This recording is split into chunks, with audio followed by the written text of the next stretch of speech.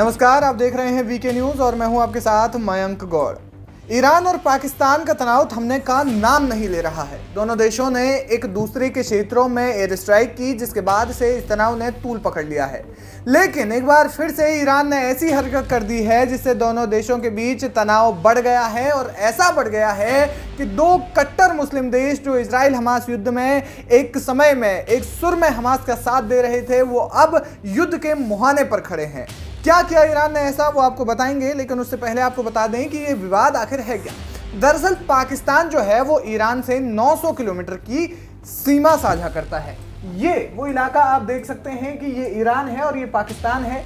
तो यहाँ पर जो है ईरान का सिस्तान बलूचिस्तान पड़ता है, और इधर जो है ये पाकिस्तान का ये इलाका है, ये बलूचिस्तान पड़ता है। बीच की ये जो पूरी की पूरी ये जो सीमा है जो आप देख पा रहे हैं, ये सीमा लगभग 900 किलोमीटर की है, जो दोनों देश जो है वो आपस में साझा करते हैं। इसी सीमा के बीच में कई सालों से विवाद चल रहा है। एक तरफ पाकिस्तान का बलूचिस्तान प्रांत है, तो दूसरी तरफ ईरान का सिस्तान बलूचिस्तान है।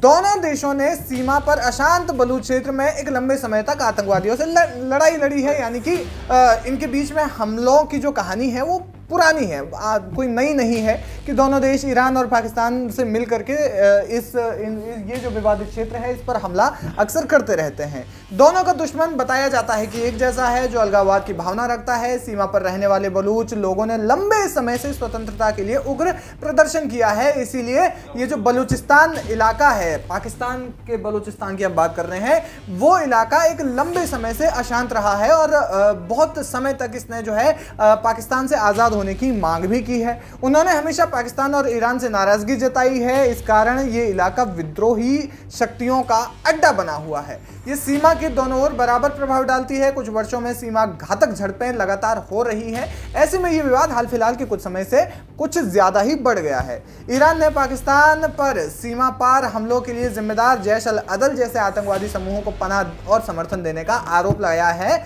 यानी कि ईरान जो है वो पाकिस्तान पर आतंकवाद का आरोप लगाता आया है। उधर ईरान के हमले से पाकिस्तान में लोगों का गुस्सा जो है सरकार के प्रति लगातार बढ़ रहा था। अब जाहिर है कि पाकिस्तान में आने वाले कुछ समय में चुनाव होने वाले हैं, और इससे ठीक पहले कार्यवाहक सरकार इस विरोध को झेलने की स्थिति में बिल्कुल भी नहीं थी। ऐसे में पाकिस्तान ने जवाबी हमला करने का विकल्प चुना, तो उन्होंने जवाबी हमला किया और फिर एयर स्ट्राइक कर दी, और इसके बाद से ईरान ने भी जो है एयर स्ट्राइक की। अब जब पाकिस्तान की ओर से हमले का जवाब दिया गया तो ईरान भी चुप नहीं बैठता था। तो इससे सबसे ज्यादा नुकसान जो है पाकिस्तान के बलूचिस्तान वाले क्षेत्र और ईरान के सिस्तान बलूचिस्तान क्षेत्र में हुआ है। ईरान पहले से तो हमास का समर्थन दे रहा था, और अब वो हूतियों को भी समर्थन दे रहा है, जहां अमेरिका इनसे लड़ाई लड़ रहा है हूतियों से। और इसके बाद अब पाकिस्तान में ऐसा करना तो जाहिर है कि ईरान एक बड़े नेता के तौर पर इस्लामिक देशों के बीच में उभरना चाहता है।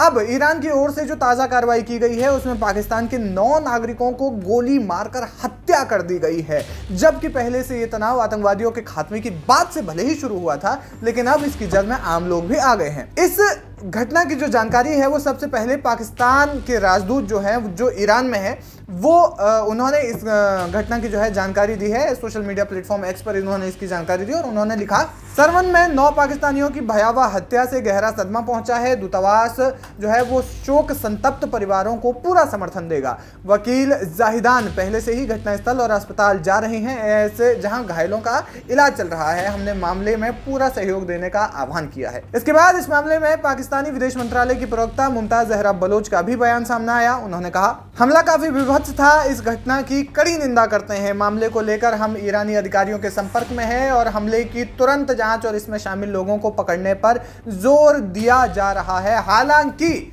ईरानी मीडिया में जो बातें चल रही है उसमें पाकिस्तानी लोगों का जिक्र नहीं है। इसमें विदेशी लोग कहा जा रहा है कि ईरान ने जो है विदेशी लोगों की हत्या की है। पाकिस्तान के विदेश मंत्रालय की ओर से हत्यारों पर तुरंत कार्रवाई के आदेश दिए गए हैं। बताया जा रहा है कि ये जो जितने भी मजदूर थे, ये सारे जितने भी मृतक थे वो सारे के सारे मजदूर थे। बहरहाल इस घटना से दोनों कट्टर इस्लामिक देशों के बीच तनाव बहुत ज्यादा बढ़ गया है। पाकिस्तान इस समय कंगाली के सबसे बुरे दौर से गुजर रहा है।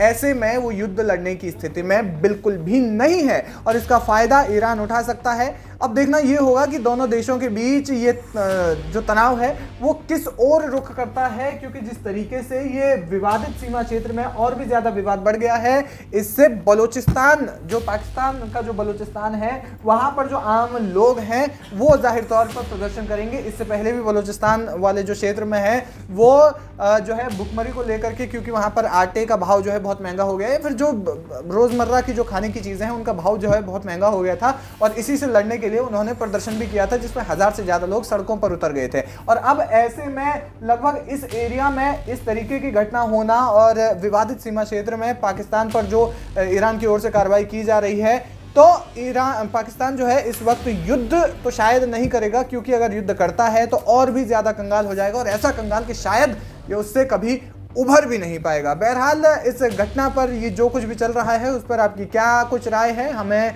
अपनी राय जो है वो कमेंट बॉक्स में जाकर के जरूर रखें।